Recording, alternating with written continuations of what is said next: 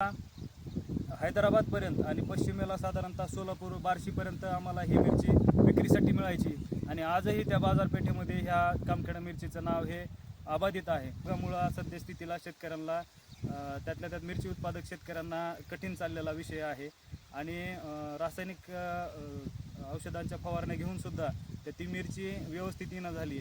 अक्षरशः शेतकरी एक दिवसाआड त्यावरती देशी दारूची सुद्धा फवारणी करत आहे, परंतु मिरचीचं उत्पादन घेणं दिवसेंदिवस कठीण होत चाललेलं आहे. रामकृष्ण हरी, मी माऊली गोविंदराव जाधव, गाव सातेफळ, तालुका अंबाजोगाई, लातूरपासून आपलं जे शेत आहे तर ते अवघ्या 45 किलोमीटर अंतरावरती आहे. आणि आज आमच्या शेतीमध्ये आनंदाची बाब अशी की सांत्वनापर भेट आमच्या आत्या तारामतीबाई देशमुख, गाव बावची, तालुका रेणापूर, जिल्हा लातूर येथून आमच्यासाठी महत्त्वाचे जे काही आहे शेतीला अनुसरून असलेलं हे कामखेडा मिरचीचं बियाणं घेऊन आलेले आहेत. कारण आत्याला समजलं की मी मराठवाड्यातल्या देशी बियाण्यावर आधारित सेंद्रिय शेती करतोय आणि त्यातल्या त्यात कामखेडा मिरचीवरची जी काही मोहीम आहे तर ती मी हातात घेतलेली होती. त्यामुळं माझ्या आत्यानं या ठिकाणी भेट दिली. तसं पाहायला गेलं तर माझी एक आत्या कामखेडा गावामध्ये सुद्धा दिलेली आहे, पण ती मोठी साहेबीन असल्यामुळं तिचं काही गावाकडं आणि शेतावर लक्ष नाही. पण माझ्या आत्याचं शेतीवर लक्ष आहे आणि ती असे गावरान बियाणे जपसण्याचं काम चांगल्या पद्धतीने करते.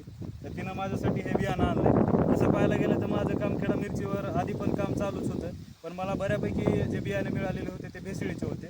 अर्थात हे सुद्धा बियाणं भेसळीचंच आहे, पण ह्याच्या शुद्धतेवर काम करतोय.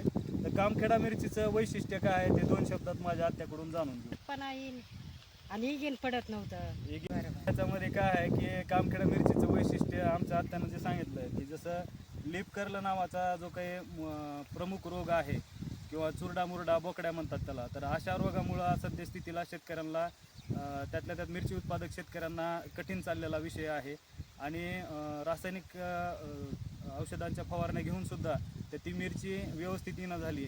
अक्षरशः शेतकरी एक दिवसाआड त्यावरती देशी दारूची सुद्धा फवारणी करत आहे, परंतु मिरचीचं उत्पादन घेणं दिवसेंदिवस कठीण होत चाललेलं आहे.